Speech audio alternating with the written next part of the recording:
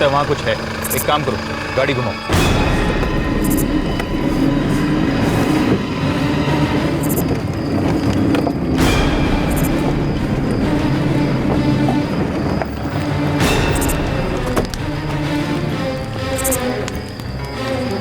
ये तो किसी की डेड बॉडी है, जल्दी।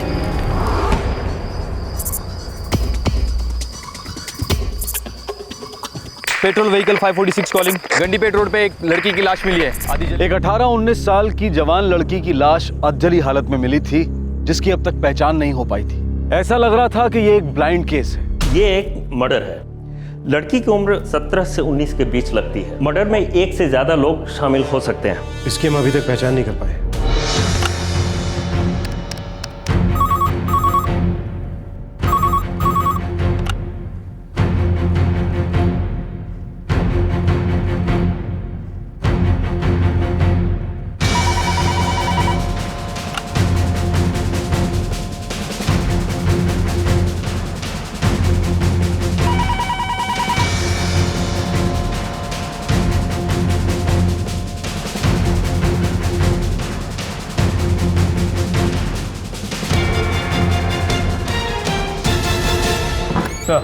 पूरे हैदराबाद में फाइल सभी मिसिंग कंप्लेंट चेक कर लिए हैं, लेकिन उस लड़की से एक भी मैच नहीं करती। पोस्टमार्टम के मुताबिक इसकी मौत 5-6 घंटे पहले ही हुई है। अभी तक शायद इसके गायब होने का किसी को पता नहीं चला।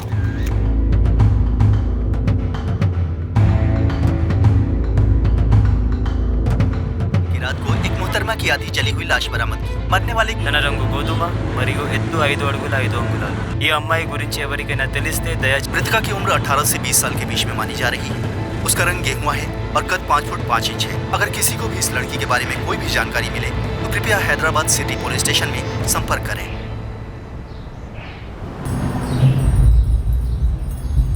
अम्मी, वो टीवी पर ना जोया आपा की तस्वीर दिखा रहे हैं। क्यों? अम्मी वो, अरे बता ना क्यों।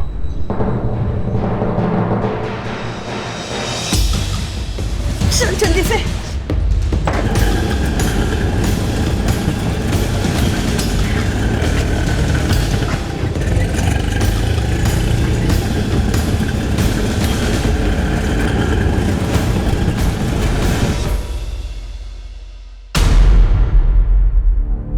जी, वो हमने टीवी पे देखा। ये आपकी बेटी है? हाँ।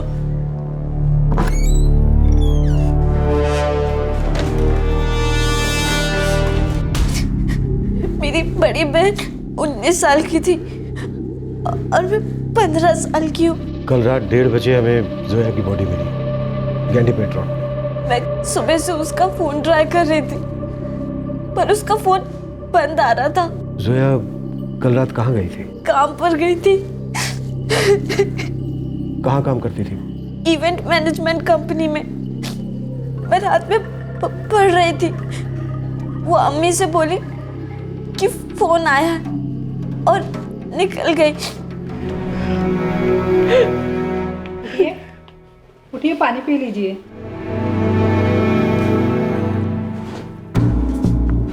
देखिए, हमारे लिए जानना बहुत ज़रूरी है कि जोया कल रात कहाँ गई थी।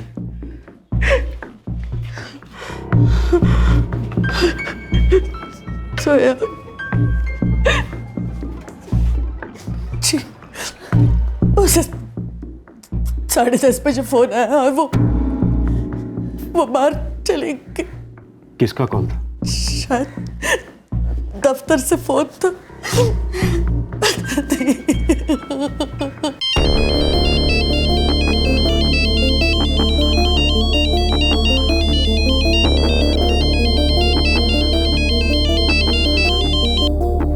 हेलो,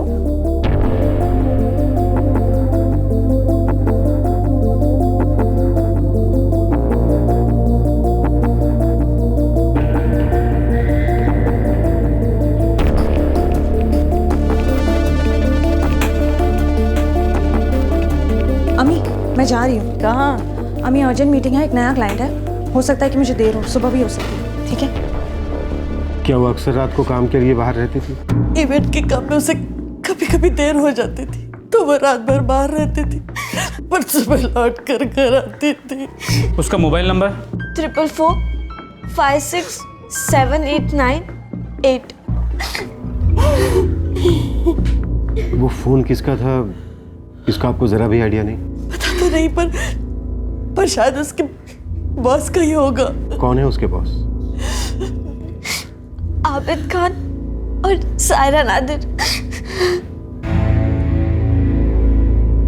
अब उस लड़की की पहचान हो चुकी थी। 18 साल की इवेंट मैनेजमेंट कंपनी में काम करने वाली जोया शेख। लेकिन उसे क्यों मारा गया था?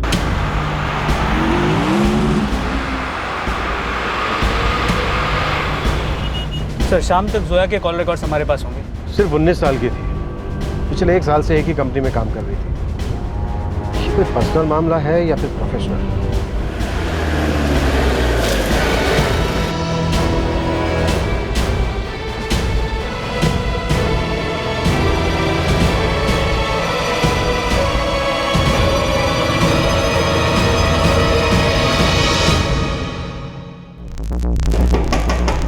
आबिद का नंबर है 444-356-545 और सायरा का 444-908-987। आज इनका ऑफिस बंद है? जनरली इनका ऑफिस सैटरडे को बंद ही रहता है। सर आबिद खान का नंबर बंद आ रहा है। सायरा का ट्राई करो। Sir thank you. Thank you.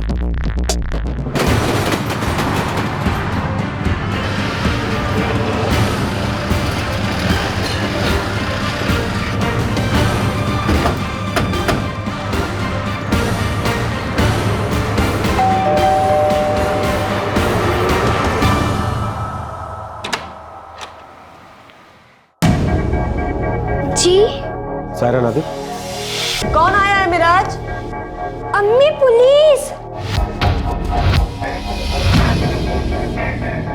नया क्लाइंट? नॉट पॉसिबल, क्योंकि अगर आबिद के थ्रू भी होता तो भी मुझे उसकी खबर होती। लेकिन जोया तो अपनी माँ से यही कहकर घर से निकली थी। देखिए, मैं मानती हूँ कि कभी कभी हमारी लेट नाइट मीटिंग्स होती हैं, लेकिन अगर कोई नया क्लाइंट होता तो मुझे उसकी पक्की खबर होती। हो सकता है आपके किसी एम्प्लॉय ने फोन किया। नॉट पॉसिबल, क्योंकि नए क्लाइंट्स हमेशा मैं और आबिद ही हैंडल करते हैं। जोया हमारे बाकी के सारे स्टाफ से ज़्यादा एफिशिएंट थी, लेकिन वो मुझे या आबिद को बताए बिना नहीं जाती। लेकिन आबिद खान का नंबर तो स्विच ऑफ आ रहा है। वो पिछले 4 दिन से छुट्टी पे है। कहाँ है वो? वो नेल्लूर गए हुए हैं अपने अम्मी अबू के पास। उसके अम्मी अब्बू का नंबर होगा आपके पास? जी नहीं, मेरे पास नहीं। हमें आपके एम्प्लॉय से बात करनी होगी। जी बेशक, आप कर सकते हैं। बिल्कुल सही बात है सर। नए क्लाइंट्स को आबिद सर और सायरा मैम के अलावा कोई और हैंडल नहीं करता है। लेकिन सर मुझे ये समझ में नहीं आ रहा कि सायरा मैम और आबिद सर के अलावा जोया को नए क्लाइंट से मीटिंग के लिए आखिर कोई फोन क्यों करेगा? और अगर कोई फोन करेगा भी तो सर जोया उसे रिस्पॉन्ड नहीं करेगी सर। सर मुझे लगता है कि बात कुछ हो रही है। सर जोया सायरा मैम और आबिद सर के बिना किसी भी मीटिंग पे नहीं जाती है सर। और सर जोया को तो ये भी पता था कि आबिद सर छुट्टी पर है।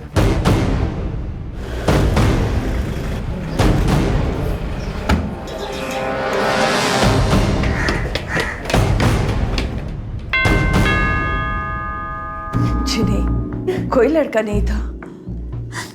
उसने कभी बॉयफ्रेंड के बारे में जिक्र नहीं किया। उसने तो काम करने के लिए अपनी पढ़ाई तक छोड़ दी ताकि वो फौजिया को पढ़ा सके। 4 साल पहले मेरे शौहर का इंतकाल हो गया। घर के हालात बहुत मुश्किल हो गए थे। तब जोया ने सारी जिम्मेदारी अपने सर पर ले ली। मैं घर संभाल रही थी और उसे मुझसे झूठ बोलने की कोई जरूरत नहीं थी साहब। वो तो वैसे भी घर से बाहर आ जाया करती थी काम के सिलसिले। जोया के ऑफिस के अलावा भी दोस्त थे? हाँ, किरण और शबाना, वो दोनों उसके स्कूल टाइम के फ्रेंड्स थे। कहाँ मिलेंगे? यही रहते हैं पास में।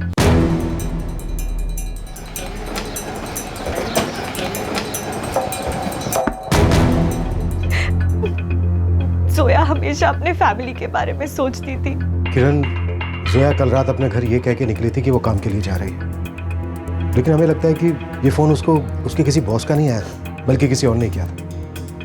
जोया ने कभी तुम्हें ऐसा कुछ बताया है जो उसने अपनी फैमिली में किसी को नहीं बताया? उसका किसी के साथ अफेयर था। किसके साथ?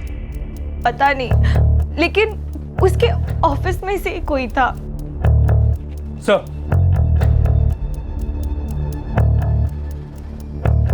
सर शबाना रोए जा रही है। वो कुछ बात करने की हालत में नहीं है। वो कुछ जानती है? शायद। शायद जोया का अपने ऑफिस में किसी के साथ अफेयर चल रहा है।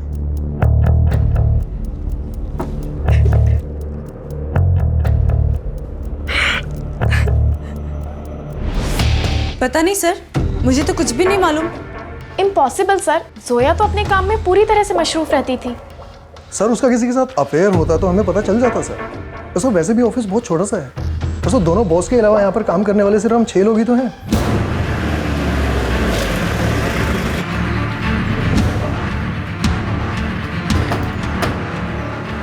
मैं खुद आबिद से बात करना चाह रही हूँ, लेकिन उसका फ़ोन अभी भी स्विच ऑफ आ रहा है। जोया का ऑफिस में किसी के साथ अफेयर था?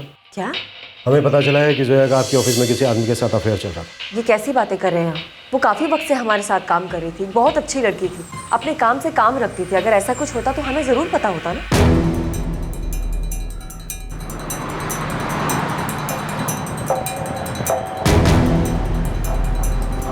सर 1 घंटे में जोया के कॉल रिकॉर्ड्स हमारे पास होंगे और नेल्लूर पुलिस को आबिद के अम्मी अब्बू का एड्रेस पता करने को बोला। ये ज़रूर कोई पर्सनल मामला है। इस बारे में ना तो जोया की फैमिली को कुछ पता था और ना ही उसके ऑफिस के लोगों को। हो सकता है कॉल रिकॉर्ड से कुछ पता चल जाए।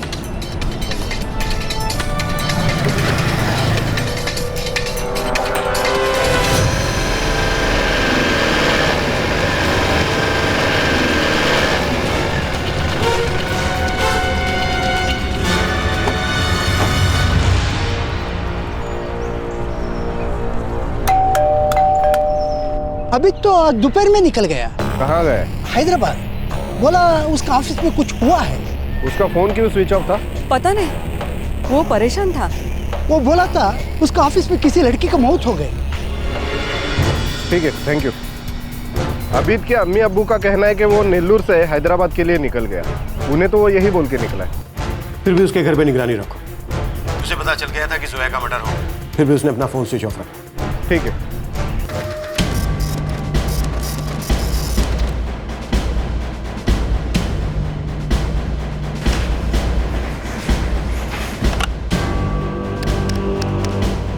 The number you have called is currently switched off.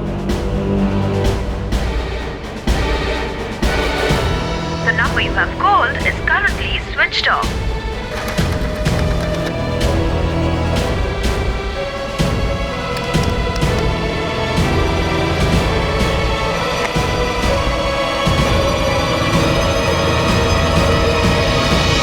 Sir, Zoya को आखिरी कॉल 44434212 से आया था। किसका नंबर है?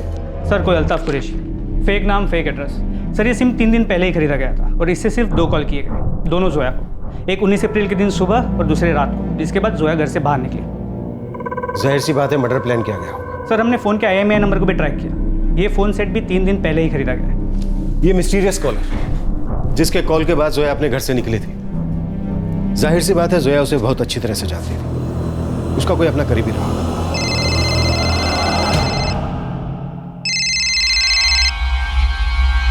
हेलो सर, मैं किरण बोल रही हूँ, जोया की फ्रेंड। हाँ किरण बोलो। शबाना को आपसे बात करनी है, उसे कुछ पता है। ठीक है, शबाना को फोन दो।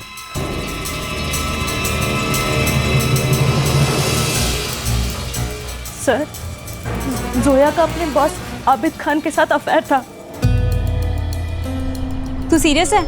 हाँ। और वो भी सीरियस है? पर संभाल के जोया, वो तेरे बॉस हैं। हाँ, लेकिन वो कहता है मुझसे प्यार करता है। वो तो अच्छी बात है, लेकिन फिर भी संभाल के। तूने अपनी छोटी बहन और अम्मी से इस बारे में बात की कि नहीं? नहीं यार, अभी तक बात नहीं की। जब तक सब कुछ तय नहीं हो जाता ना, आबिद भी यही चाहते हैं कि जब तक सब कुछ तय नहीं हो जाता मैं इस बारे में किसी से बात नहीं करूँ। सिर्फ तुझसे कह रही हूँ, तेरे तक ही रखना।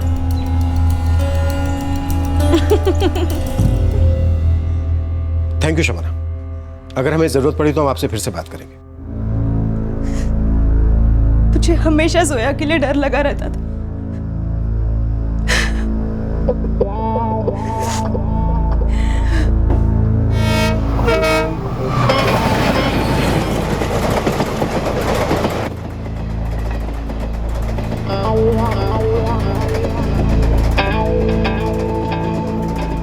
एक ऐसा अफेयर जिसके बारे में ना तो जोया की माँ और बहन को पता था और ना ही ऑफिस के किसी कॉलीग को। एक ऐसा राज जिसे छिपा कर रखा गया था। क्या कोई जानबूझकर उसे एक राज ही रखना चाहता था, या फिर यह केस प्यार में आई किसी रंजिश का था? किसी भी किस्म के सेक्सुअल असॉल्ट का कोई निशान नहीं है। न ही ये प्रेग्नेंट थी, न अबॉर्शन का कोई साइन मिला है।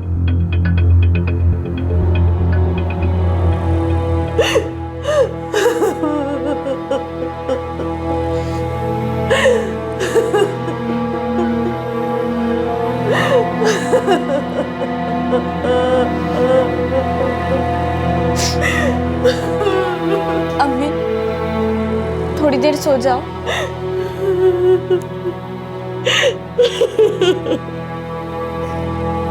लेट जाओ।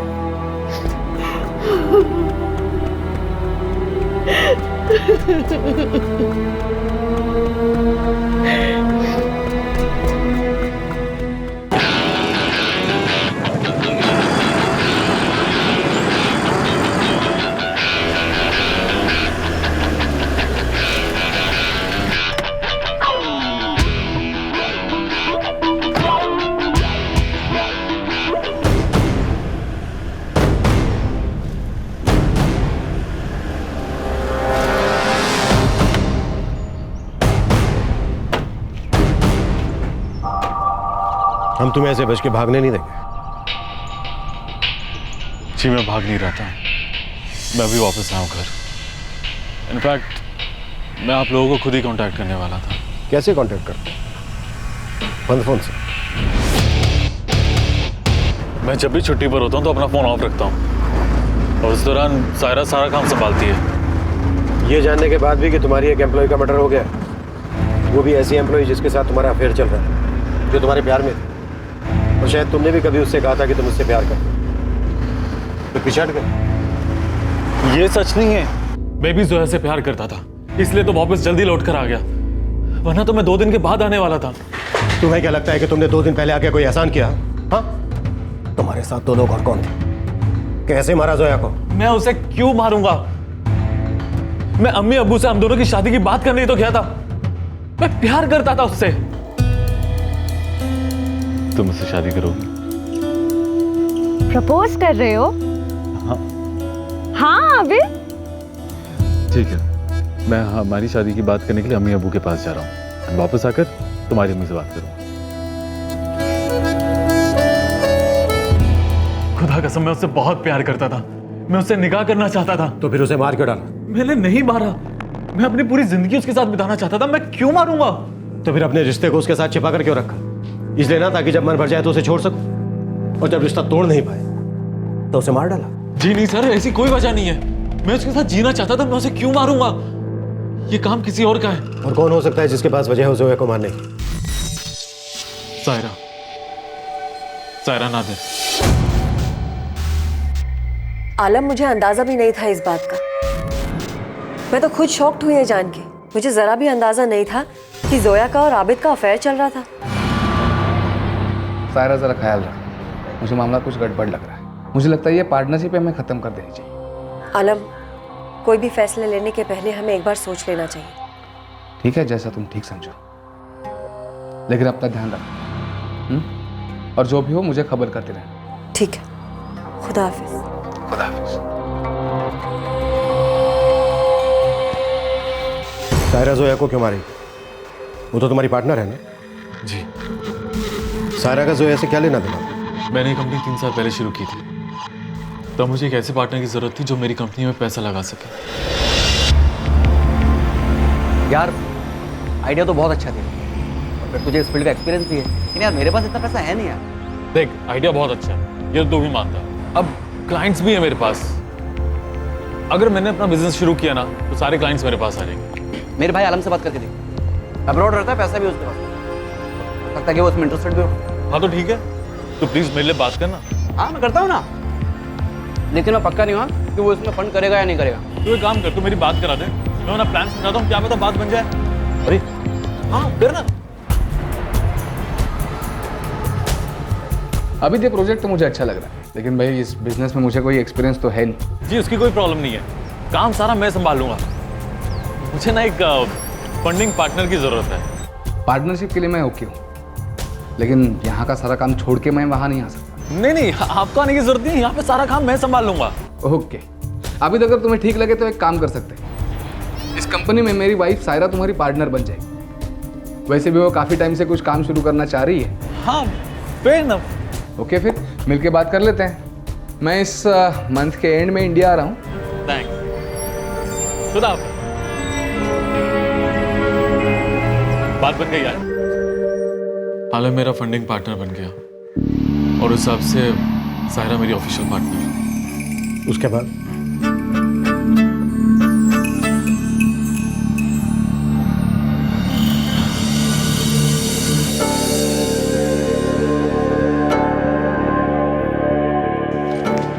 सायरा, ये नए कैटरर्स की कोटेशंस है, इन्हें एक बार देख लो, फिर इनके साथ डील करना शुरू करते हैं।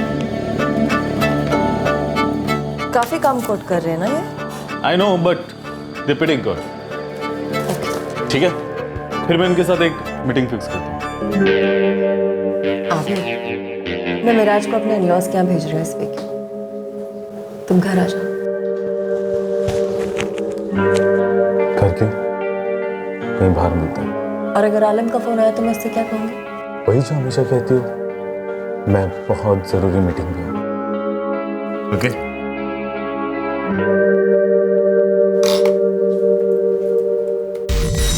इंटरेस्टिंग। आलम अपनी वाइफ को तुम्हारा पार्टनर बनाता है और तुम उसी के साथ अपना अफेयर शुरू कर देते हो। इसी बीच एंट्री होती है जोया की। इसीलिए अपॉइंट किया था उसे। जोया को सारा ने अपॉइंट किया था।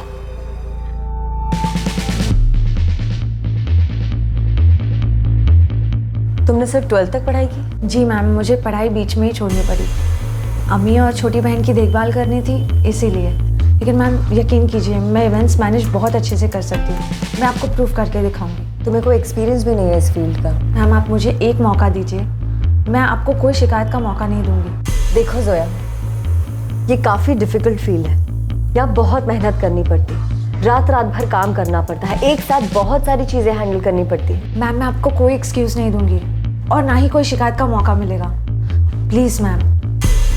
Alright, welcome on board. Come Zoya. Abid, ये जोया है। हमने जो ट्रेनी सुपरवाइजर के लिए एडवर्टीजमेंट दिया था ना, ये उसके लिए परफेक्ट है। Please have a seat. To start with मैं सोच रही थी कि जो हमारा नया वाला इवेंट है ना, उसकी फाइल इसे दे देते हैं। उस क्लाइंट को यही हैंडल कर लेगी। What's it? That's okay. Zoya ने अपने आप को प्रूव किया। साल भर के अंदर ही वो एक ट्रेनी से आगे निकल के बड़े बड़े क्लाइंट्स, इवेंट्स अपने आप हैंडल करने लग गई। वो एक डिटरमाइंड और एक कॉन्फिडेंट लड़की थी। अरे भैया क्या करें, वहाँ पर चेयर नहीं, यहाँ पर लगाइए। ये इसको पीछे। अरे चाचा वो क्या पेंट कर रहे हैं आप? इसको ऊपर अजहर, थोड़ा सा। अजहर क्या? डीजे कहाँ है? अरे रास्ते में है ना, और वैसे भी अभी तो 3 घंटे बाकी हैं। क्या रास्ते में? मुझे सब चीजों पर चेक करना पड़ता है, कुछ भी लास्ट मिनट के लिए नहीं छोड़ सकते। जल्दी उसे फोन लगाओ अभी। Okay, I am doing it. Damn good Zoya, तुम्हें सब कुछ अपने आप मैनेज करते देख अच्छा लगता है। Thank you sir. तुमने जो कहा तुमने वो करके दिखाया। I am impressed. अरे जोया, वो वेंडर तब से तुम्हारे बारे में पूछ रहा है, एक बार उससे बात करो। हाँ प्लीज। मुझे उससे प्यार होने लगा था, फिर उसके बाद हम रेगुलरली बाहर मिलने लगे। एक तरफ तुम्हारे एक शादीशुदा औरत से संबंध है और दूसरी तरफ तुम एक मासूम लड़की को बेवकूफ बना रहे थे। ऐसा कुछ नहीं है, मैं जोया के लिए सीरियस था। अगर हम ऑफिस में प्रोफेशनली बिहेव नहीं करेंगे तो हमारे काम पे असर पड़ेगा। मैं समझ सकती हूँ।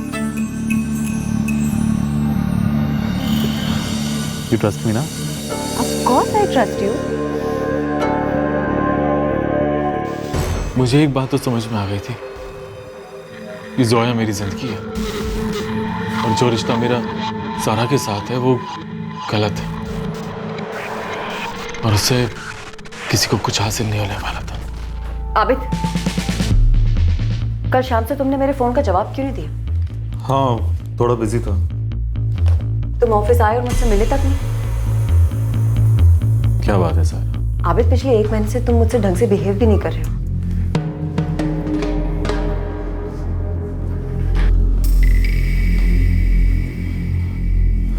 सारा आई एम फीलिंग गिल्टी। एक तो तुम्हारे हस्बैंड ने मेरी मदद की और ऊपर से मुझे ऐसा लग रहा है कि मैं उसे धोखा दे रहा हूँ। वाह आबिद, क्या बात है। अचानक इतने समय बाद तुम्हारी रूह जाग गई? सर अब हमें इसे और आगे नहीं बढ़ाना चाहिए। तुम्हें कोई और मिल गई है ना? सही कहा ना मैंने? सारा तुम्हें जो सोचना तुम सोचो। एक बात और जरूर सोचना कि तुम किसी की माँ हो, किसी की बीवी हो। हमारे बीच जो कुछ भी था ना वो गलत था। इसे आगे बढ़ाने से ना तुम्हारा कोई फायदा ना मेरा कोई फायदा है। तुम्हें ऐसा लगता है क्योंकि तुम मुझसे बोर हो गए और तुम्हें कोई और मिल गई। बोलो, बताओ कौन है वो? बोलो। सायरा प्लीज, अब इसे यहीं खत्म करना होगा।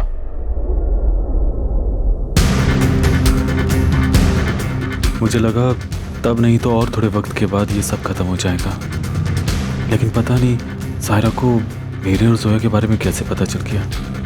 उसे ये भी समझ में आ गया था कि मैं जोया को लेकर बहुत सीरियस हूँ। क्या बात है? तो जोया वो लड़की है जिसने तुम्हें मुझसे छीन लिया।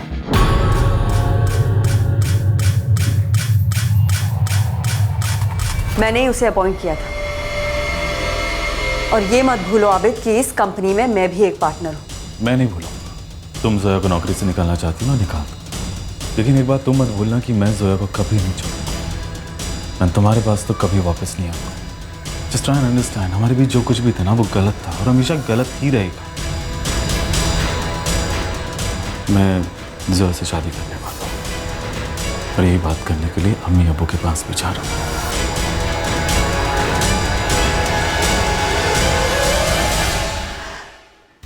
16 तारीख को मैं यहाँ से निकला और मेरे पीछे से ये सब कुछ हो गया।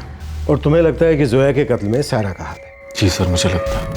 अच्छी कहानी बनाई आपने। और तुम्हें लग रहा है कि हम इस पर विश्वास कर लेंगे? हमें कन्विंस करने के लिए तुम्हें थोड़ा सा जोर और लगाना पड़ेगा। क्या जोर लगाऊं सर? सच यही है।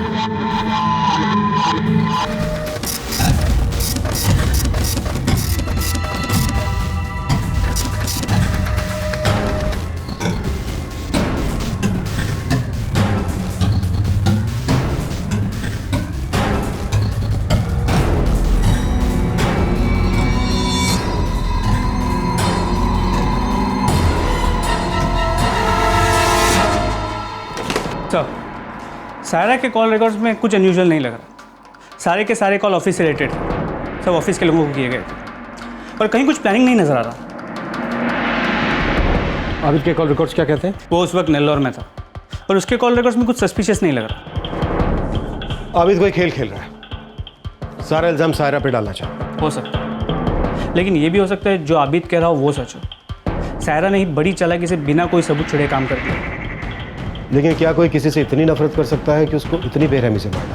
हमारे पास एक सस्पेक्ट है और वो किसी दूसरे पे उंगली उठा रहा है। पता करते हैं कौन सच बोल रहा है और कौन झूठ। क्या आबिद खान सच बोल रहा था? क्या जोया के कत्ल के पीछे सायरा का ही हाथ था? क्या इस सब की वजह सिर्फ जलन थी?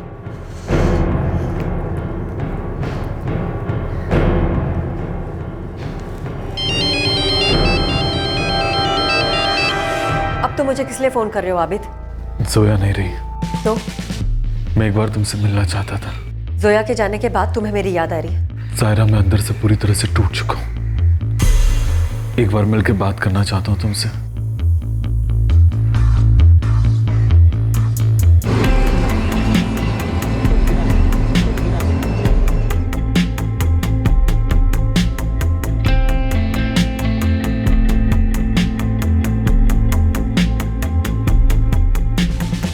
क्यों बुलाया है मुझे यहाँ? सायरा, मैं जानता हूँ कि जोया को तुमने ही मारा है। तुमने मुझ पर इल्जाम लगाने के लिए मुझे यहाँ बुलाया?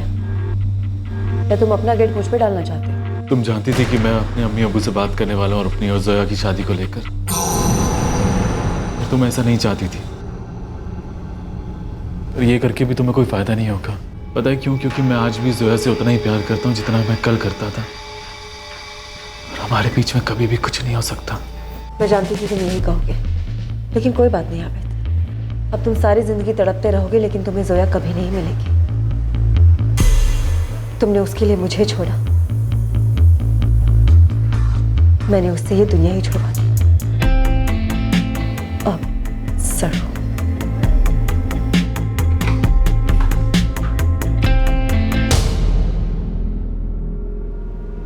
हमें बस एक छोटी सी वजह चाहिए थी तुम पर शक करने के लिए, तुमसे पूछताछ करने के लिए।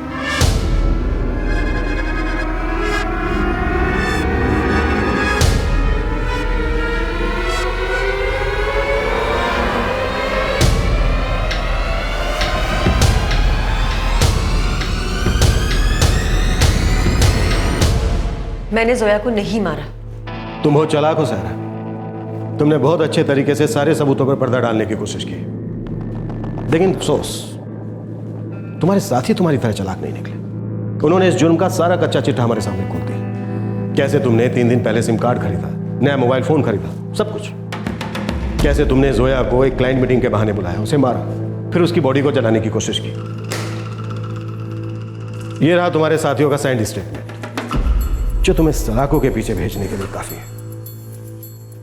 लेकिन फिर भी तुम हमें सारा सब कुछ अब भी सच बता सकती हो सकता है तुम्हारी मुश्किलें थोड़ी सी कम हो जाए। तुम बोल सकती हो सारा, देखो हम ये बहुत अच्छी तरह से जानते हैं कि तुम जो ऐसे चलती थी, क्योंकि उसकी वजह से आबिद तुमसे दूर चला गया था।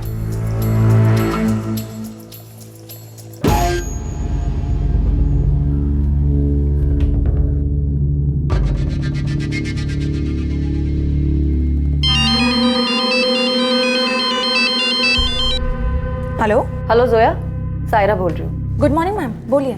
नया नंबर लिया? नया लिया। सुनो, आज रात को एक मीटिंग हो सकती है, तैयार है ना? मैं कॉल करूंगी, ओके? Sure ma'am. और अजहर को भी बोल देना, उसे भी वहाँ आना हो। Okay ma'am. अजहर। हाँ अजहर, आज रात को मीटिंग है तो तैयार रहना और फोन जरा स्विच ऑन रखना। Okay okay. उसके बाद मैंने जोया को रात को फिर से फोन किया।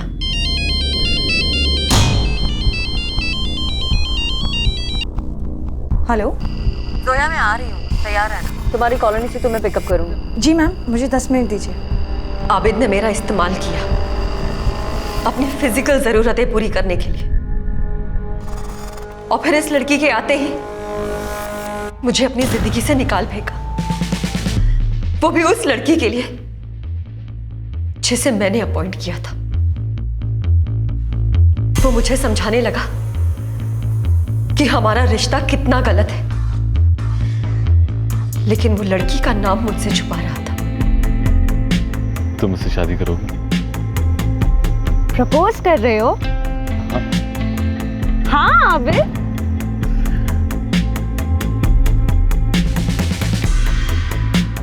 मैं उन दोनों को साथ में नहीं देख सकती थी। आबिद मेरी पीठ में छुरा घोंप रहा था। सर, तुमने सिम कार्ड कहां से खरीदा था? और तुम्हारे साथी कौन? आप लोगों ने मुझे धोखा दिया है। आपकी कस्टडी में कोई नहीं है। तुम्हें किसी ने धोखा नहीं दिया है सर। You are jealous. तुमने अपनी इस जलन की वजह से एक 19 साल की मासूम लड़की को मार डाला। तुम्हारे साथी कौन थे सारा?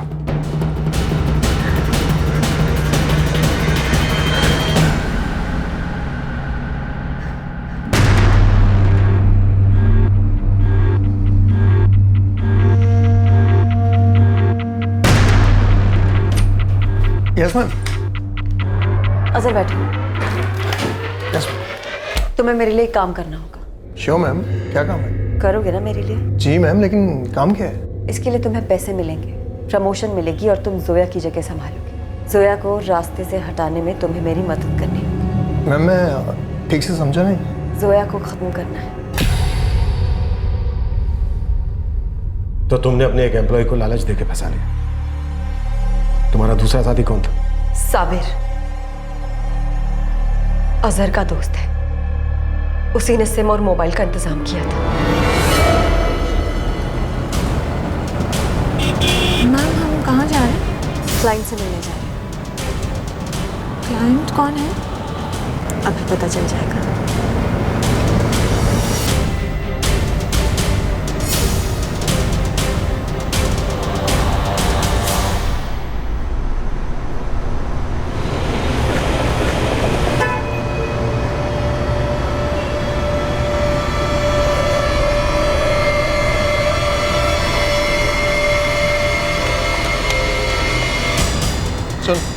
हेडक्वार्टर में भी भर दो, दूर जाना है, जरूरत पड़ेगी।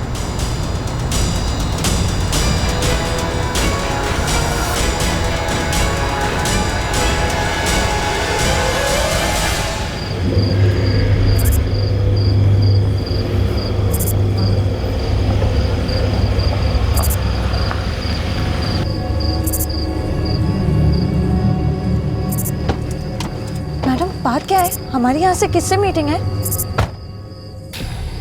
तुम आबिद को कभी हासिल नहीं कर पाओगी। मैम बात क्या है? आपने मुझे यहाँ पे क्यों बुलाया है?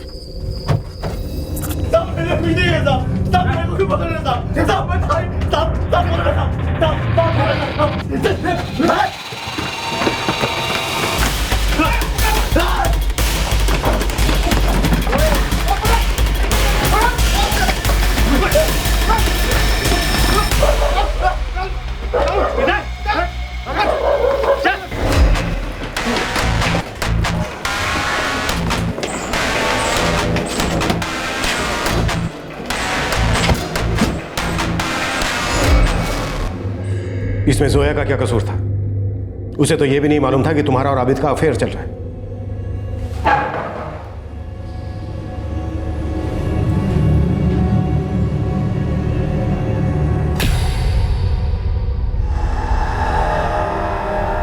अल्लाहु अकबर, अल्लाहु अकबर। अल्हम्दुलिल्लाहि रब्बिल आलमीन अर्रहमानिर रहीम मालिकि यौमिद्दीन।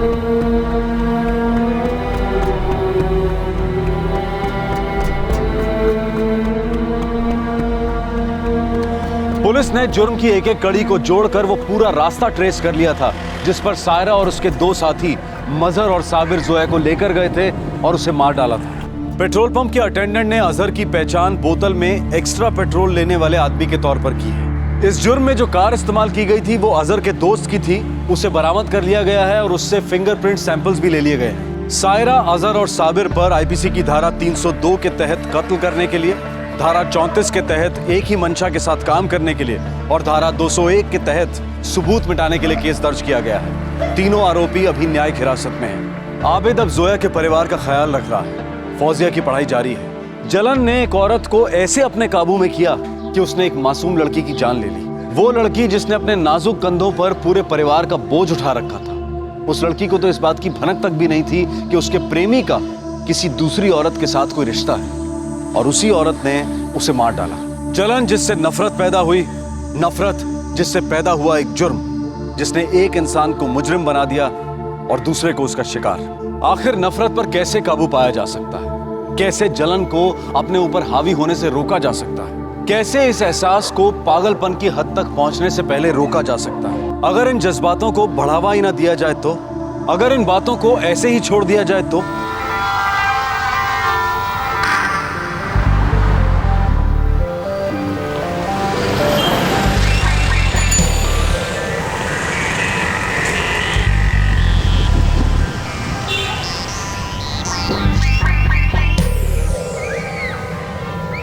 आसपास बहुत से लोग होने के बावजूद भी कोई है जो आप पर नजर रख रहा है। कोई है जो ये जानता है कि आपके पति क्या करते हैं, आप कब घर में होती हैं, कब घर से बाहर जाती हैं। कोई है जो ये तक जानता है कि आपके घर के दरवाजे पर ऑटोमेटिक लॉक है और वो सिर्फ पुश करते ही बंद हो जाता है, आप उसे लॉक नहीं करते।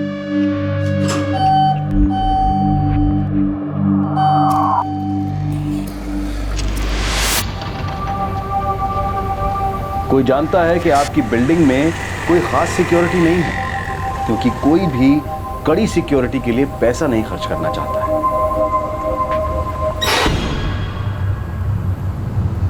गई वो।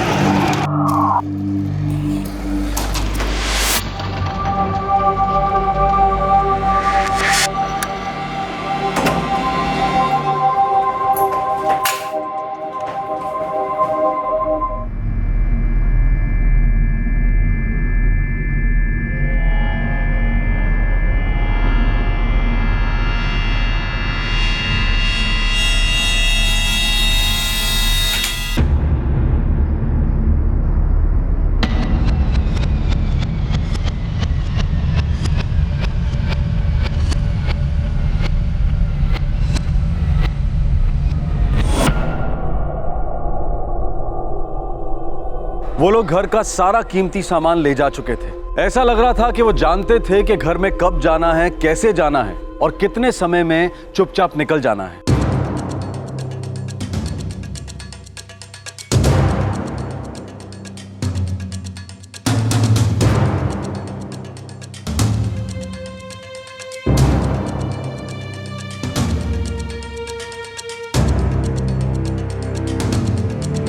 मैं एक बिजनेसमैन हूं सर।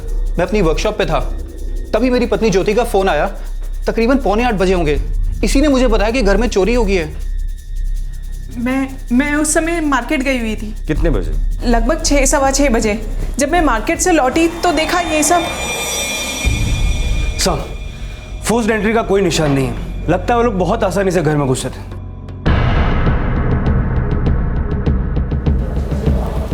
अंदर आने के लिए घर की चाबी यूज की होगी, क्योंकि ऑटोमेटिक लॉकिंग सिस्टम है। मैं जनरली लॉक नहीं करती। ऑटोमेटिक लॉक है, दरवाजा खींचने पर ही बंद हो जाता है। आप दोनों के अलावा घर की चाबी और किस किस के पास होती है? सर, किसी के पास नहीं। आपके घर में कोई नौकर है? हाँ, शिल्पा, पर वो पिछले 3 दिन से छुट्टी पे गई हुई है। उसकी माँ बीमार है, पर उसके पास घर की चाबी नहीं है। आपके पास उसका नंबर है? हाँ। नहीं साहब, मैं यहाँ से किसी को जाते हुए नहीं देखा साहब। चोरी शाम को 6 से 7:30 के बीच हुई, जब मिसेस ज्योति कंसल अपने घर से बाहर थी। मैं सब दिन भर गेट पे ही रहता हूँ साहब, और जाता भी हूँ ना साहब, सिर्फ टॉयलेट करने के लिए जाता हूँ साहब, 5 मिनट के लिए, और सब बस पंप ऑन या ऑफ करने के लिए बस। एक बात तो साफ है, जब कोई अंदर आया था तुम गेट पर नहीं थे। नहीं साहब, मैं इस गेट से 5 मिनट से ज़्यादा टाइम के लिए हटता नहीं हूँ। ये सोसाइटी में और भी कई गेट है, कोई अंदर वहाँ से भी तो जा सकता है, लेकिन कोई नया आदमी आता है, मैं उससे पूछताछ किए बिना अंदर जाने नहीं देता हूँ। सर, इस सोसाइटी की सिक्योरिटी काफ़ी ढीली है। तभी तो वो लोग तब घर में घुसे थे जब मिसेस ज्योति मार्केट गई थी। उन्हें पता था कि वो घर पर नहीं है। अजीब बात तो यह है कि फोर्स्ड एंट्री नहीं की गई है। उन लोगों ने बड़ी सफाई से ये चोरी की है। मुझे लगता है इसमें किसी जान पहचान वाले का हाथ है। एक काम करो, इसकी नौकरानी को पुलिस स्टेशन बुला लो। साहब, मेरी आई बीमार थी। साहब, मेरे पास तो घर की चाबी भी नहीं है साहब। मोबाइल देना।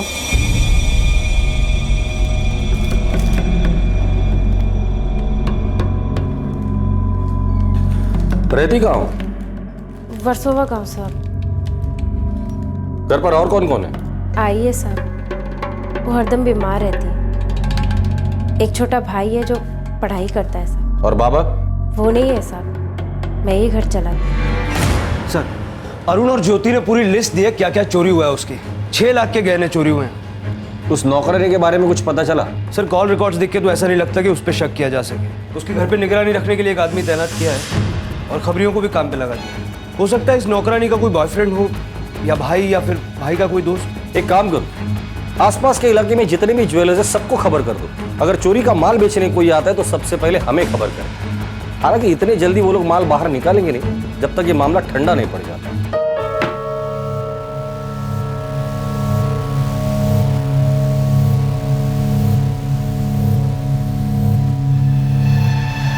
समझ में नहीं आता अरुण, कोई कैसे किसी के घर में घुस के इतना सामान लेकर जा सकता है, और किसी ने उसे देखा भी नहीं, सिक्योरिटी गार्ड्स ने भी नहीं। यही बात तो मुझे भी समझ में नहीं आ रही है। चाबी तुम्हारे और मेरे अलावा किसी के पास नहीं थी, फिर वो लोग घर के अंदर घुसे कैसे? सर, वो नौकरानी, उसका भाई इसमें शामिल नहीं है। लड़की का कोई बॉयफ्रेंड भी नहीं है। उसकी माँ सचमुच बीमार है और अपनी माँ को हॉस्पिटल ले जाने के लिए उसने छुट्टी ली थी। किसी रेगुलर गैंग का काम हो सकता है ये? अब तक ऐसा कुछ सामने नहीं आया। एक्सपर्ट्स का कहना है कि चोर हाईली प्रोफेशनल है, कहीं कोई फिंगरप्रिंट्स नहीं छोड़ा। समझ नहीं आ रहा है कि वो लोग अंदर घुसे कैसे। सर, मुझे लगता है कि उनके पास डुप्लीकेट चाबी होगी, क्योंकि फोर्स्ड एंट्री का कोई साइन नहीं है। ये चोरी पुलिस के लिए ना सुलझने वाली गुत्थी बन गई थी। कहीं भी ऐसा कोई सुराग नहीं मिला था जिससे पुलिस उन चोरों के बारे में पता लगा सके। 2 महीने बाद उसी एरिया में फिर एक ऐसी चोरी हुई जिसने पुलिस वालों के होश उड़ा दिए।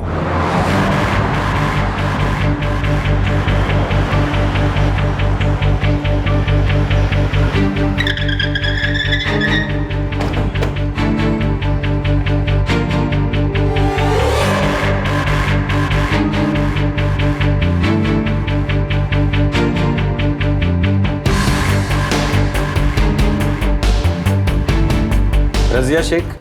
जी, मैं ही हूँ रजिया शेख। मैंने ही आपको फोन किया था। क्या हुआ? यहाँ पे एक 42 इंचेस का LED टीवी था। वो अब गायब है सर। और यहाँ पे सर एक एक्सपेंसिव शोपीस था और यहाँ पे एक बहुत एक्सपेंसिव वाज था, वो भी गायब है सर। और सर यहाँ पे बहुत एक्सपेंसिव सिल्वर वे की किचन क्रॉकरी थी सर, वो भी गायब है। दरवाजा चेक। सर आप यही रहती है? नहीं सर, ये मेरे कजन ब्रदर फैजल का फ्लैट है, वो पेरिस में रहते हैं। मतलब इस घर में कोई नहीं रहता? नहीं सर, लेकिन मैं महीने में एक बार आती हूँ साफ सफाई के लिए अपनी मेड नजमा को लेकर। आज दोपहर आई, दरवाजा खोला तो देखा सर सब सामान गायब था। पिछली बार कब आई थी आप? 2nd वीक ऑफ जनवरी में। एक्चुअली सर मैं पिछले 5 महीने से मुंबई से बाहर हूँ, पिछले हफ्ते ही लौटी हूँ। आज दोपहर आई साफ सफाई के लिए तो देखा यहाँ पर। ताज्जुब है, घर से इतना बड़ा 42 इंच का टीवी गायब हो गया और उसे ले जाते वक्त किसी ने नहीं देखा। हम बॉगुल के फ्लैट में ही रहता, पर ये दरवाजा हमेशा लॉक, इसलिए ध्यान नहीं गया। शक करने जैसा कुछ लगा ही नहीं। सर ऑटोमेटिक लॉक है, फोर्स्ड एंट्री नहीं है। रजिया जी, आप दरवाजा लॉक करती थी या सिर्फ खींच कर चली जाती थी? ऑटोमेटिक लॉक है सर, दरवाजा खींच के बंद हो जाता है। लेकिन सर मैं हर बार चेक करती थी, दरवाजा ठीक से बंद होता था। मतलब आप दरवाजा चाबी से बंद नहीं करती थी, जस्ट खींच लेती थी तो वो बंद हो जाता था? जी सर। सर देख लीजिए आप, लास्ट बार तो रजिया मैडम ही गई थी शेख साहब के फ्लैट में, 5 महीने हो गए। उसके बाद तो फ्लैट बंद ही था साहब, कोई भी आया गया नहीं। लेकिन कोई आया था, इतना बड़ा 42 इंच का टीवी लेकर गया है। साहब वही तो समझ में नहीं आ रहा है कि इतना बड़ा टीवी कोई कैसे लेके जा सकता है, मतलब किसी के तो नजर में आता। ये सीसीटीवी वर्किंग कंडीशन में है? जी साहब। मुझे पिछले 1 महीने की सारी फुटेज चाहिए। आप उनके पड़ोसी हैं? जी। घर का दरवाजा तोड़कर कोई अंदर गया होता तो पता चल जाता। क्या है ना कि मैं दिन भर घर पर ही रहता हूँ, स्क्रिप्ट राइटर, तो ज्यादातर घर पर ही बैठकर लिखता हूँ। किसी के साथ डिस्कशन हुआ तो भी मैं घर पर ही रहता। ये मेरी बेटी है इप्शिता। नहीं सर, एक चाबी मेरे पास होती है और दूसरी फैजल भाईजान के पास, वो पेरिस में रहते हैं ना, इसीलिए।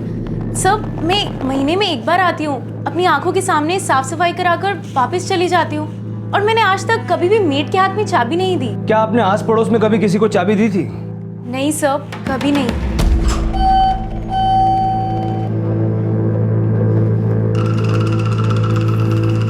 समझ में नहीं आया। बाबा क्यों ना चोरी, कोई टीवी और सिल्वर क्रॉकरी चोरी करके लेके गया।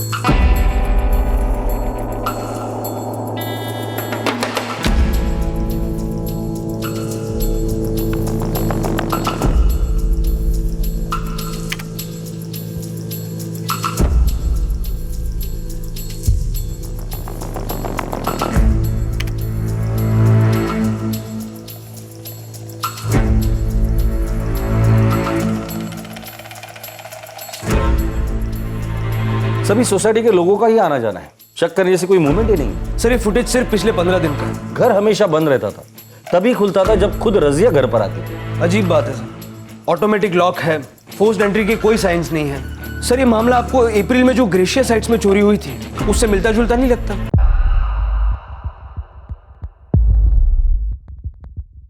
हो सकता है ये काम किसी गैंग का ही है। एरिया के आसपास जितने भी चोरी करने वाले गैंग है सबको राउंड अप करो, जेल के अंदर जितने हैं उनसे भी पूछताछ करो, खबरियों को एक्टिवेट कर दो। ये काम किसी प्रोफेशनल गैंग का ही है।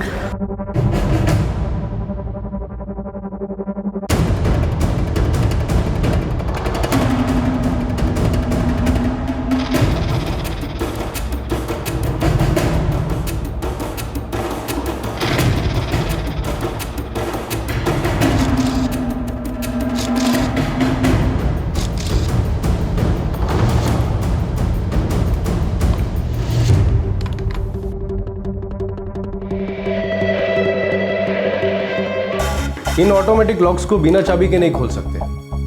हालांकि बंद करने के लिए चाबी की जरूरत नहीं पड़ती, दरवाजे को बाहर की तरफ खींचकर लॉक किया जाता है। क्या ऐसा हो सकता है कि ग्रेशियस हाइट्स और रिबॉन हाइट्स इन दोनों केसेस में दरवाजा ठीक से बंद ही नहीं किया हो? नहीं, ऐसे इत्तेफाक होने के चांसेस बहुत ही कम है। पर लॉक तोड़ा नहीं गया। हाँ, और ना ही किसी दूसरी चाबी के अंदर डालने के या किसी डुप्लीकेट चाबी के अंदर डालने के कोई निशान है। तो अंदर घुसे कैसे? सर यही तो समझ नहीं आ रहा है। सर दोनों फ्लैट्स की खिड़कियों पे ग्रिल लगी हुई है, बाथरूम की खिड़की से भी आना या जाना पॉसिबल नहीं है। मतलब वो लोग आए भी दरवाजे से और गए भी दरवाजे से। ऐसा कैसे हो सकता है? ग्रेशियस हाइट से 6 लाख के गहने चोरी हुए हैं और रिबन हाइट से 4 लाख का सामान गया है। सर हमने आसपास के सभी ज्वेलर्स को खबर कर दी है और उन दुकानदारों से भी बात की है जहां चोरी का माल बेचा जा सकता है, और हिस्ट्री शीटर से इंक्वायरी की है और पेट्रोलिंग भी जारी है। सर ये चोर बड़ी सफाई से अपना काम कर रहे हैं। इनकी मॉडस ऑपरेंडी अभी तक हुई किसी भी हाउस ब्रेकिंग रॉबरी से मेल नहीं खाती है। सर ये लोग घर में घुसते कैसे, यही खुद में एक मिस्ट्री है। हो सकता है कोई नया गैंग हो, या ये भी हो सकता है कि कोई पुराना गैंग ही नए तरीके अपना रहा हो। ये चोर थे कौन, और आखिर वो ये चोरियां इतनी सफाई से कैसे कर रहे थे कि अब तक पुलिस के हाथ कोई भी सबूत नहीं लग पाया था?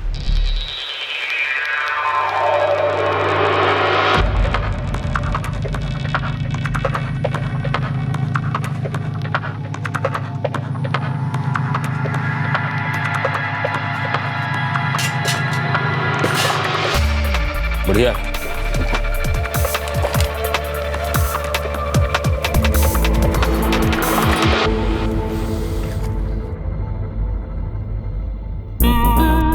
क्या जगत सेठ, सिर्फ इतना ही? जगत सेठ, मेरी गारंटी है आपको इससे कहीं ज्यादा ही कीमत मिलेगी। समझा करो भाई लोग, पहले इसको एंटीक पीस जैसा बनाना पड़ेगा, फिर बाहर बेचना पड़ेगा। यहाँ बेचा तो सब पकड़े जाएंगे, और ये सब करने में बहुत खर्चा आता है। देख लो तुम लोग, इससे ज्यादा नहीं मिलेगा। चल ठीक है, हमारे लिए इतना भी काफी है। ठीक है।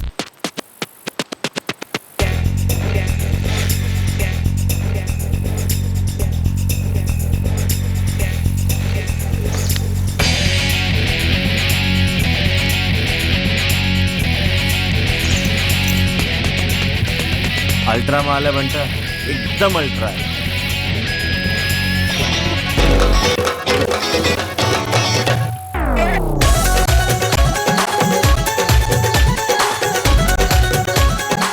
आज तो फुल लाइट चाहिए।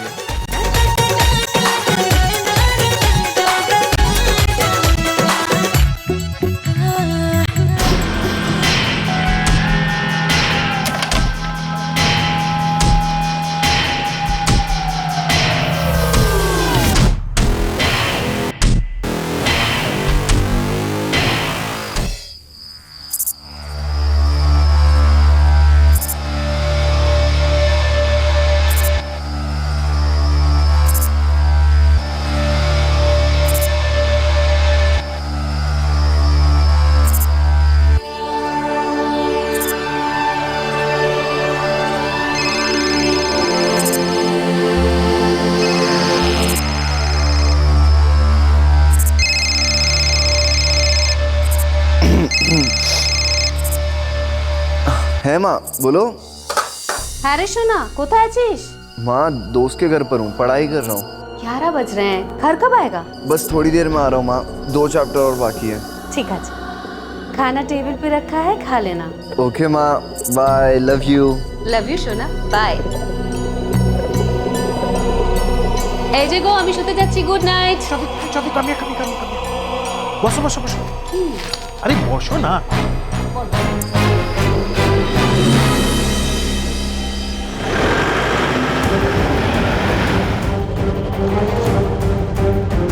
सर फोर्स्ड एंट्री का कोई साइन नहीं है। 25 लाख के गहने चोरी हुए।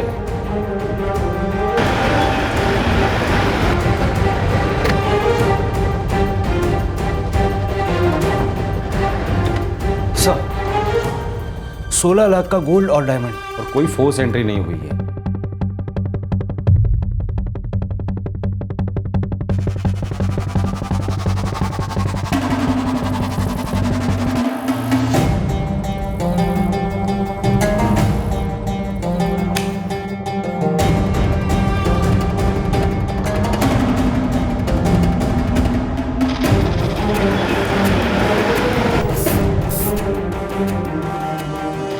लॉकर में 32 लाख का सोना और डायमंड्स थे। और उस वक्त मैं मार्केट जाने के लिए निकली थी। चोरी का वही तरीका। मिसेस शर्मा मार्केट जाने के लिए नीचे उतरती है, चोर अंदर आते हैं, चोरी करते हैं और निकल जाते हैं। और एज यूजुअल सिक्योरिटी को कुछ पता ही नहीं। सर जहाँ जहाँ भी अब तक चोरी हुई वहाँ की सिक्योरिटी बहुत ढीली थी और कुछ जगह पे सीसीटीवी भी काम नहीं कर रहे थे। मुझे समझ में नहीं आ रहा है कि इतना शातिर चोर है कौन। भगवान कसम मुझे कुछ नहीं मालूम। बिना ताला तोड़े अंदर कोई कैसे घुस सकता है साहब? ऐसा मैंने पहली बार सुना है। चलिए बता, इधर का गैंग है या बाहर का गैंग? मुझे कुछ पता नहीं साहब। मैंने लॉक्स को बिना चाबी के खोलने की कोशिश की है। It's impossible. समझ में नहीं आ रहा ये लोग चोरियां करते कैसे। अब तक 5 चोरियां हो चुकी है और हमारे हाथ में एक भी क्लू नहीं।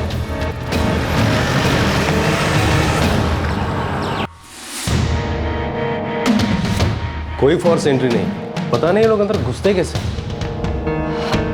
5 लाख, कुछ सोना और डायमंड सर।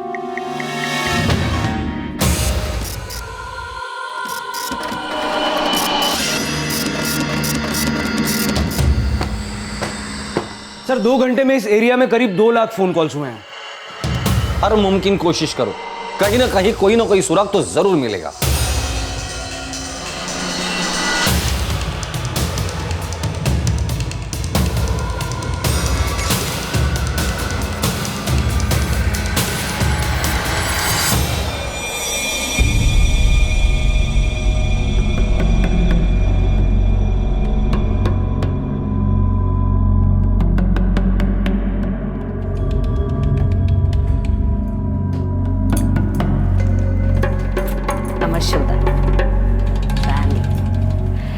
एजिया आसलाम छवि एटा देख ले।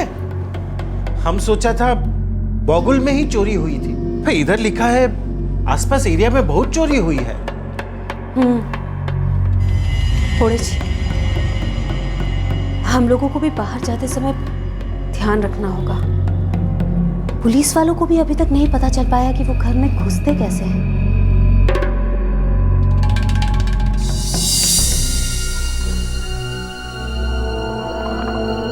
लीजिए चाय। आप क्यों इतना परेशान हो रहे हैं? एक तो हमारे घर में ऑटोमेटिक लॉक नहीं है और मैं जब भी घर से बाहर जाती हूँ तो ताला लगा के ही जाती हूँ। और वैसे भी हमारे घर में चोरी करने के लिए है ही क्या। सुरभि फिर भी सतर्क रहने की जरूरत है, जमाना बहुत खराब है। बाय बुआ, बाय फूफा। अरे ऋषभ, कैसा चल रहा है कॉलेज? आजकल तो दिन रात पढ़ाई में ही लगा हुआ है। हाँ फूफा, अच्छे मार्क्स जो लाना है। गुड।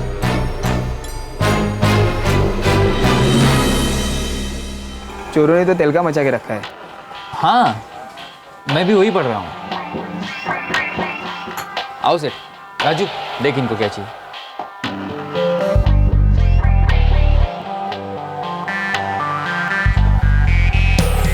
हाँ ऋषभ, तुम दोनों कुछ दिनों के लिए शांत हो जाओ। ये चोरी की खबर आग की तरह फैल रही है, फंस सकते हो।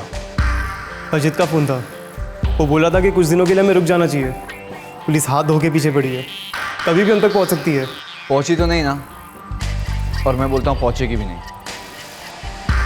देख, अगर ये सब बंद किया ना तो फिर भूल जाना तेरी वो शाजिया, रेशमा, वो कौन थी वो, रीटा।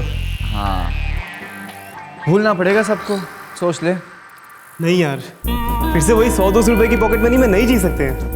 वही तो प्रॉब्लम है ना मेरे भाई। अब यही चीज़ घर वालों को कौन समझाए कि आजकल 100 रुपए में एक मूवी की टिकट भी नहीं आती है। और तुझे पता है, अगर यही चीज़ मैं मेरे डैड को बोलूँगा तो क्या बोलेंगे? अरे क्या ज़रूरत है पिक्चर देखने का, टीवी पे आता है तो है, फ्री में देखो। जीना है तो शान से जियो, लाइक अ किंग। तो चिल मार, ये ले, ऐश कर अपनी रीटा के साथ।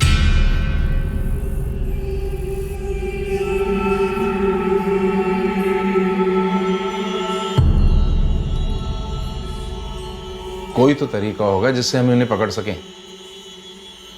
सर हर वक्त हर जगह पेट्रोलिंग चालू है, फिर भी इस लोकेलिटी में हाई इनकम ग्रुप के लोग रहते हैं, वही इनके टारगेट्स हैं। सर 6 के 6 केसेस में एक बात साफ है, उन्हें उन घरों के बारे में पूरी जानकारी थी। उन्हें पता था कि किस वक्त आसानी से वो घर में घुस सकते हैं और चोरी करके बाहर निकल सकते हैं। बात घर में घुसने की नहीं है, बात यह है कि आखिर वो बिना ताला तोड़े घर में घुसते कैसे, इसे वो करते कैसे हैं?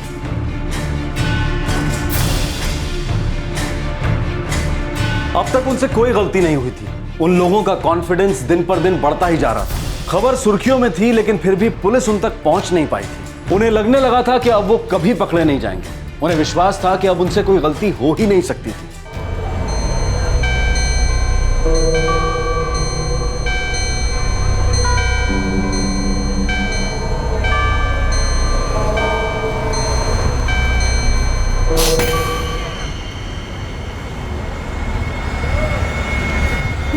सिक्योरिटी आया मैडम। जी मैडम। सिक्योरिटी, वो देखो मेरे घर में कौन घुसा है। मैं तो घर की लाइट्स बंद करके गई थी, तो ये लाइट्स ऑन किसने की? चोर चोर चोर चोर!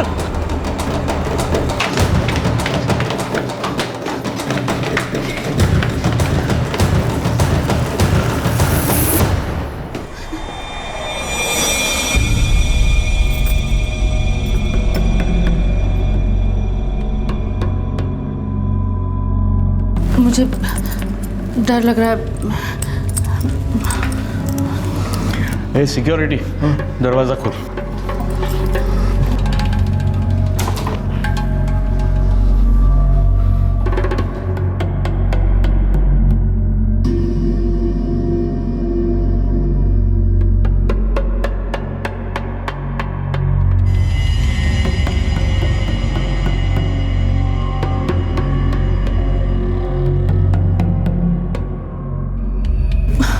मुझे अच्छे से याद है, सारी लाइट्स बंद थी।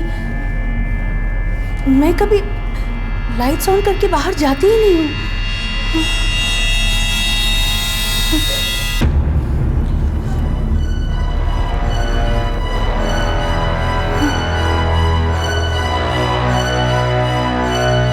सिक्योरिटी, आप वहां बेडरूम में देखिए ना।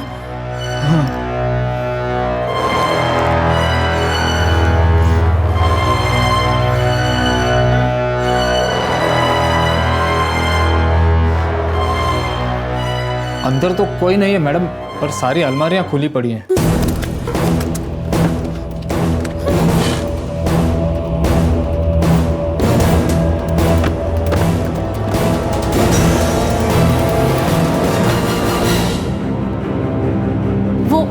वो घर पर ही थे। मैंने उनकी शैडो देखी थी। और ये सिक्योरिटी वाला है ना, इसने भी देखा उन लोगों को। करीब 2 लाख रुपए के गहने थे सर। साहब, मैंने किसी को अंदर जाते नहीं देखा। ऐसे कैसे हो सकता है? तो क्या तफरी करने गया था जो किसी को अंदर आते देखा नहीं? वो लोग अंदर घुसे कैसे और चोरी कैसे हो गई?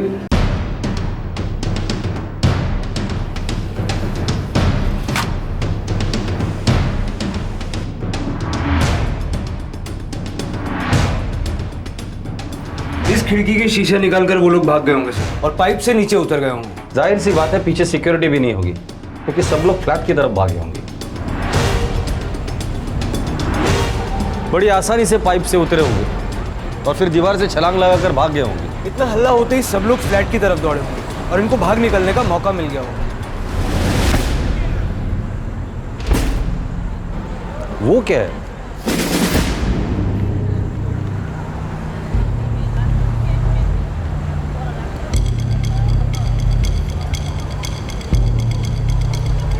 लगता है भागते वक्त गिर गया होगा। पता करो किसका मोबाइल है ये।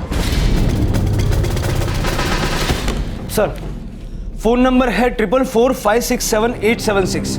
किसी प्रणय देव का है, रिबन हाइट्स का रहने वाला। Ribbon Heights?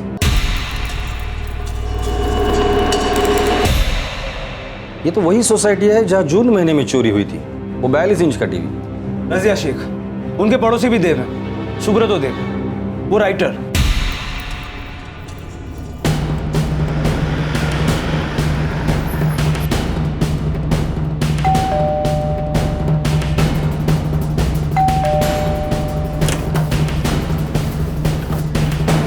यस। प्रणय देव कौन है?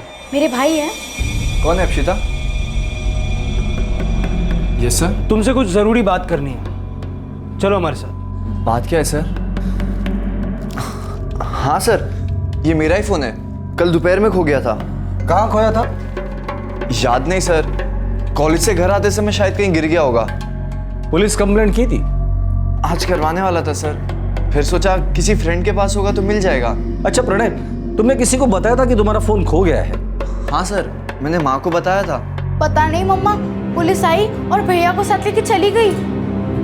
कौन सा पुलिस स्टेशन? पता नहीं पापा, कुछ बोला ही नहीं, मैं डर गई थी।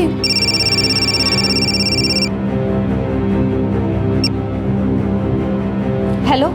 छवि जी, इंस्पेक्टर वीरकर बोल रहा हूँ। आपके बेटे प्रणय का कल फोन खो गया था क्या?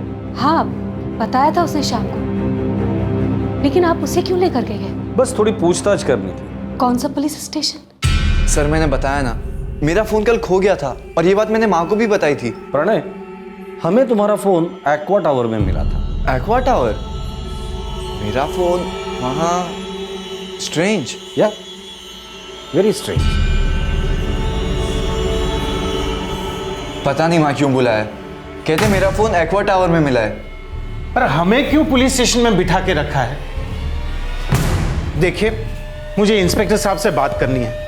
उन्होंने मेरे बेटे के साथ बात कर ली है ना, फिर उसे यहाँ क्यों रोक कर रखा है? इंस्पेक्टर साहब ने आपको भी थोड़ी देर इधर ही बैठने को कहा है, बैठिए।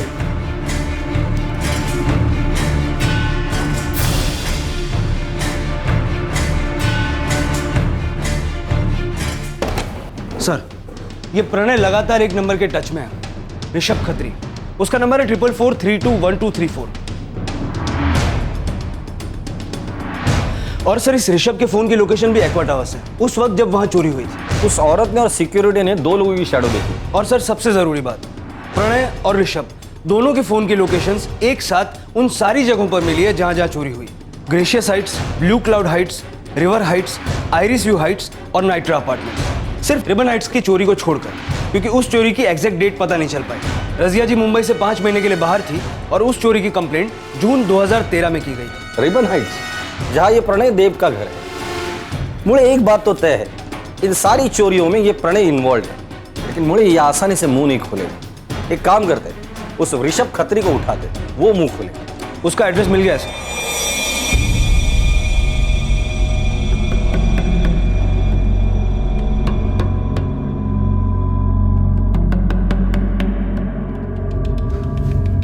इंस्पेक्टर साहब बाहर गए हुए हैं, आप लोगों को वेट करने को बोला है।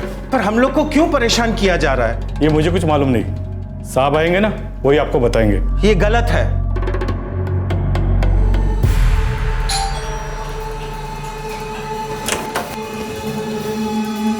जी, ऋषभ खत्री मेरा भतीजा है सर। कहाँ है वो? सर वो तो घर पे ही है, पर क्या बात क्या है सर? क्या हुआ है सर? आप लोग मुझे ऐसे क्यों लेके जा रहे हैं? अप्रैल से इस इलाके में जितनी भी चोरियां हो रही है ना, उसमें तेरा भी आते हैं। क्या ये क्या कह रहे हैं आप लोग? सर, आपको कोई गलतफहमी हुई होगी। मैं तो कॉलेज स्टूडेंट हूँ, माँ बाप भी नहीं है, बुआ के साथ रहता हूँ और पढ़ाई कर रहा हूँ। मैं ऐसे काम क्यों करूँगा? फिर तुम्हारा दोस्त प्रणय, वो तो कुछ और ही बता रहा है। क्या क्या बता रहा है वो? ऋषभ बेटा, आज शाम को तुम्हारे फोन की लोकेशन एक्वा टावर थी, जहाँ एक चोरी हो गई। खबरियों की वजह से हम लोग प्रणय देव तक पहुंच गए, पूछताछ की, उसके बाद उसने तो सब कुछ सच सच बता दिया। मेरे तो कुछ समझ में नहीं आ रहा है। क्या कहा उसने? उसने कन्फेस किया है कि आज शाम को वो एक्वा टावर में था, पर उसने ये बताया कि सारे चोरियों का मास्टरमाइंड ऋषभ खत्री है। मतलब तुम, सारी प्लानिंग तुम ही करते थे, वो तो सिर्फ तुम्हारे साथ रहता था। ऋषभ, उसका स्टेटमेंट है मेरे पास, दिखाओ। मुड़े। नहीं सर, मैं क्या आगे भी कुछ बोलेगा? देख ऋषभ, अगर खुद की जान बचानी है तो सब सच बता दे, वरना तू तो जानता है फिर।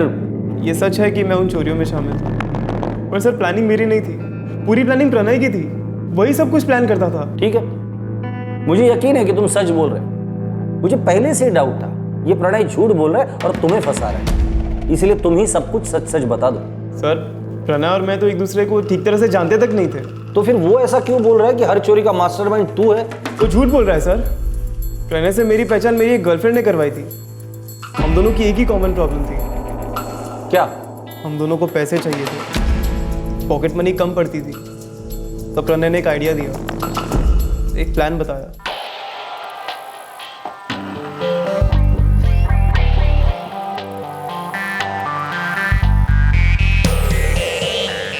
आजकल बड़ा पैकेट खरीद रहा है बंटा, कहीं मोटा माल मारा है? बस कुलदीप, ये समझ ले कि अपने भी अच्छे दिन शुरू हो गए।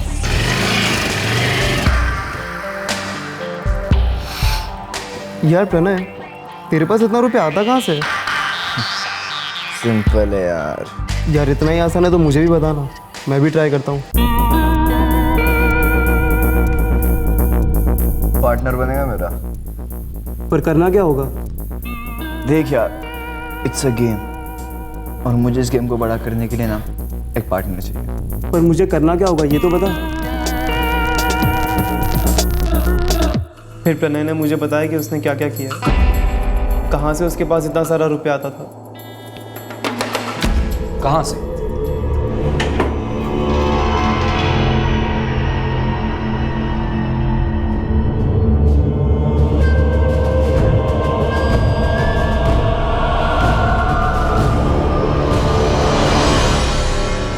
प्रणय ने टीवी, क्रॉकरी और वो सारे शो पीसेस पड़ोस के घर में से चुरा लिए और अपने बेड के नीचे छुपा दिए थे।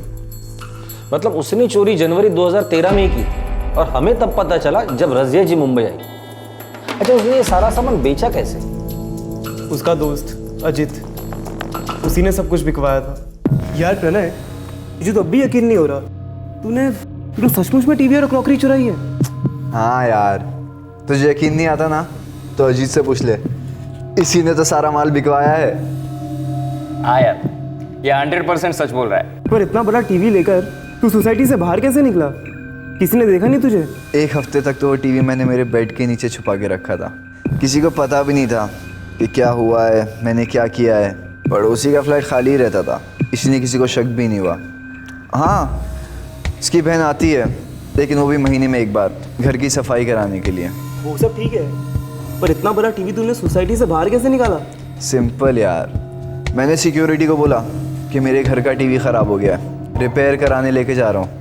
किसी को शक भी नहीं हुआ, और फिर मैं वो टीवी लेके अजीत के पास आ गया। तो बनेगा मेरा पार्टनर? हाँ यार, पर ये सब होगा कैसे?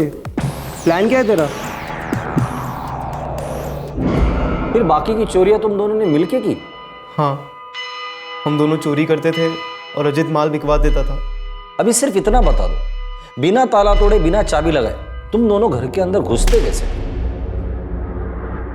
देख यार, हर सोसाइटी में ना 4-5 रईस लोग तो रहते ही है, और मुझे कंफर्म पता है कि ये लोग ना अपने रुपए और पैसे अपने घर में ही रखते हैं। हम लोगों को ना आंखें खुली रख के ऐसे लोगों को ढूंढना है। ये लोग कब आते, कब जाते, हर चीज़ स्टडी करना है, तभी हमें पता चलेगा कि हम किसके घर में चोरी कर सकते हैं।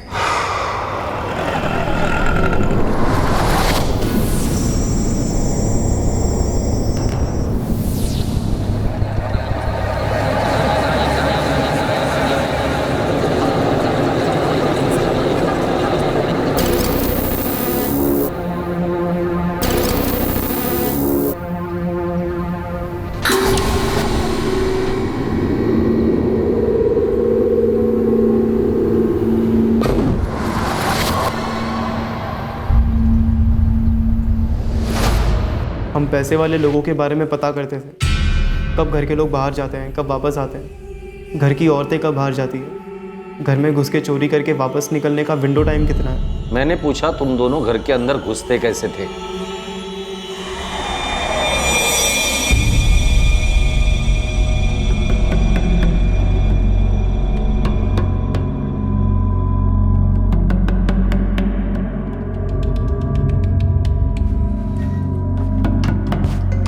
ए ऋषभ, छोड़ो सब, अब तुझे दिखाता हूँ अपना कमाल।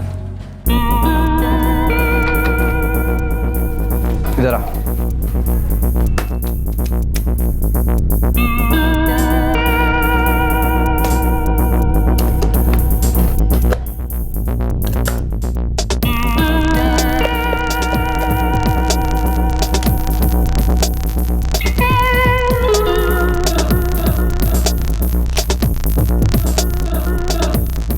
अब देख, मैं इन पीसेस को इन किताबों के नीचे रखूंगा ना तो ये अपने आप फ्लैट हो जाएंगे। पर इससे दरवाज़ा कैसे खुलेगा? वे आजकल ना ज़्यादातर लोग अपने घर में ऑटोमेटिक लॉक लगवाते हैं, उससे वो दोबारा लॉक नहीं करते, बस एक बार दरवाज़ा खींचा और बंद।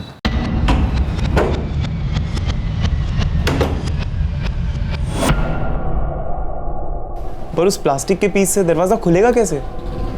एक ट्रिक है, देखेगा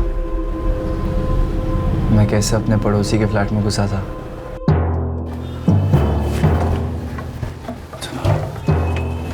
ये देख, ये भी सेल्फ लॉक है।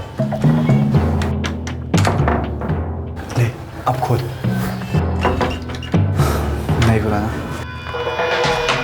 ये पकड़, देख अब ये फ्लैट हो गया।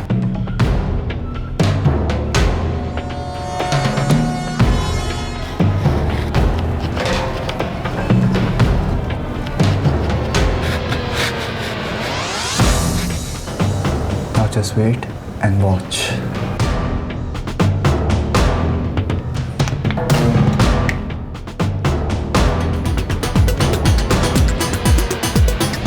अच्छा।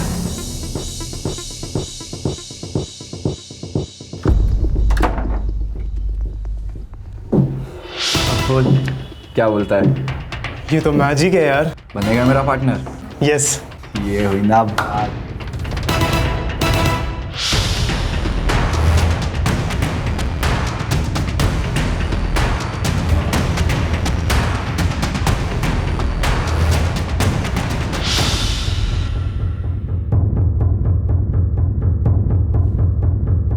सिर्फ लड़कीबाजी, जुआ और नशे के लिए इतना सब कुछ किया तुम लोगों ने?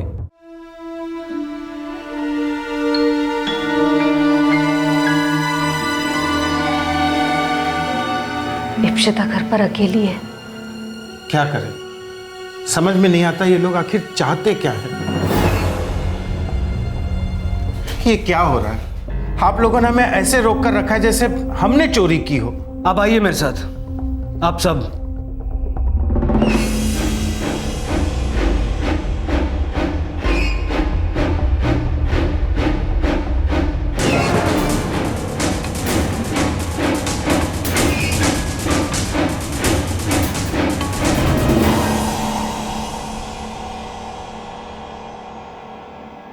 प्रणय देव, तुम्हारे दोस्त से मिलो, ऋषभ खत्री, याद है ना या भूल गए? तुमने तो हमें कुछ बताया ही नहीं, पर इसने सब कुछ बता दिया।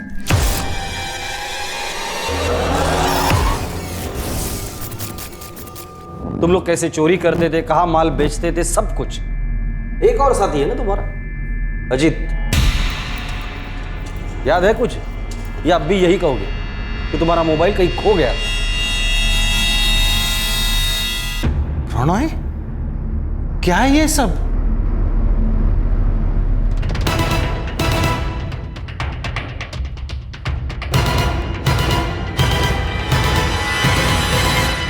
हमें तो विश्वास ही नहीं होता इंस्पेक्टर साहब के हमारा बेटा ऐसा कर सकता है। नादान है, बच्चे, बिना सोचे समझे कर दिया होगा। सर, हमें लगता था कि हमारा भतीजा कॉलेज जाता है और दोस्तों के साथ पढ़ाई करने जाता है, वैसे काम करता होगा हमने कभी सोचा भी नहीं था। सर, हम अच्छे घर से शरीफ लोग हैं, न जाने हमारे बच्चों ने ऐसा क्यों किया। देखिए, मैं आप लोगों की परेशानी समझता हूं, पर सच तो यह है कि इन्होंने जुर्म किया है, वो भी एक बार नहीं 7 बार। कुल मिलाकर 1.5 करोड़ रुपए की चोरी की है इन्होंने। आप लोग माँ बाप हो, जाहिर सी बात है दुख तो होगा ही, पर उससे सच नहीं बदला जा सकता, और ये इन्हें जुर्म करने के पहले सोचना चाहिए था। Crime never page.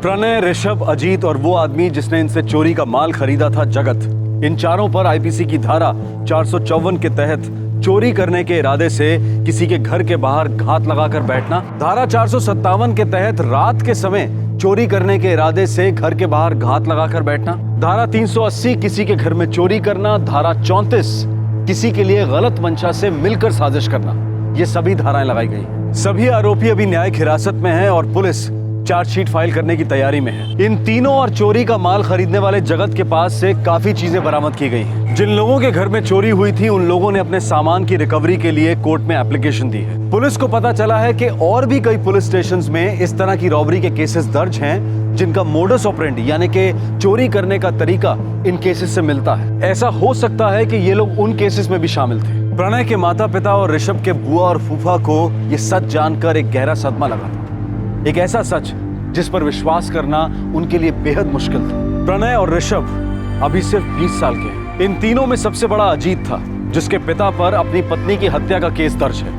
अजीत के पिता अभी न्यायिक हिरासत में हैं। अजीत जो बिजनेस कर रहा था वो ठीक नहीं चल रहा था, इसलिए वो इन चोरियों में शामिल हुआ था। ये केस आज के दौर के कुछ ऐसे पहलुओं पर रोशनी डालता है जिसके बारे में हमें सोचने की जरूरत है। पहला ये कि आज की युवा पीढ़ी इजी मनी यानी कि बिना मेहनत किए आसानी से मिलने वाला पैसा कमाने के लिए जुर्म का सहारा लेने लगी है, और ये पैसा उन्हें अपना नशा और दूसरे शौक पूरे करने के लिए चाहिए होता है। आज के युवाओं की बहुत सारी ख्वाहिशें हैं, बहुत जल्द सब कुछ पाने की चाहत है, और जब इस चाहत को घर से मिले पैसों में पूरा नहीं कर पाते हैं तो ऐसे रास्तों का सहारा लेते हैं। अब इसमें दोष किसका है? इस युवा पीढ़ी का जिसकी ऐसी चाहतें हैं, उनके माँ बाप या उनके गार्जियंस का जो इन बच्चों की बढ़ती चाहतों को पूरा नहीं कर पाते हैं, या फिर दोष है उस माहौल का जिसमें गैर जरूरी चाहतें जरूरी बन गई हैं? क्या दोष है आज के इस दौर का जहां एस्पिरेशंस और एम्बिशंस आसमान छूने तक की हो गई हैं? ज्यादा और ज्यादा पैसा, ज्यादा सुख, ज्यादा सुविधाएं, यही जीने का मकसद रह गया है। और दूसरा ये कि हमारी रेजिडेंशियल सोसाइटीज में कड़ी सिक्योरिटी क्यों नहीं होती है? हम सरकार पर आरोप लगाते रह सकते हैं कि वो हमारी सुरक्षा का पुख्ता इंतजाम नहीं करती है, लेकिन हमारे अपने घर की सुरक्षा का क्या? वो तो हमारी जिम्मेवारी है, लेकिन उस पर खर्चा करने को हम राजी नहीं हैं, उसकी अहमियत समझने को हम तैयार ही नहीं हैं। हमें अपनी सोसाइटी के गेट पर या फिर लॉबी में खड़े चौकीदार से सुरक्षा और सतर्कता की उम्मीदें बहुत ज्यादा हैं, पर हम उसे तनख्वाह बहुत कम देते हैं। हम चाहते हैं कि वो हर वक्त चौकन्ना रहे, सतर्क रहे, पर सिक्योरिटी को गंभीरता से हम खुद ही नहीं लेते हैं। बहुत कम ऐसी सोसाइटीज होंगी जहां के मेंबर सोसाइटी की सिक्योरिटी पर इतना खर्चा क्यों करना है ऐसे सवाल नहीं करते होंगे। हालांकि इस क्यों का जवाब हम सबको अच्छी तरह से पता है। और अंत में जब हम अपने घर के दरवाजों पर महंगे से महंगे ताले लगवाते हैं तो उन्हें ठीक से बंद करने में 2-4 मिनट एक्स्ट्रा क्यों नहीं खर्च कर सकते? आपसे फिर मुलाकात होगी क्राइम पेट्रोल दस्तक में एक और नए केस के साथ। तब तक अपना ख्याल रखें, सुरक्षित रहें, और याद रखें, अगर हम अपने हक की बात करते हैं तो साथ ही हमें अपनी जिम्मेदारियों को भी समझना होगा। जय हिंद। क्राइम पेट्रोल के और भी दिलचस्प कहानी देखने के लिए हमारे चैनल को सब्सक्राइब करें और बेल आइकॉन दबाना न भूलें।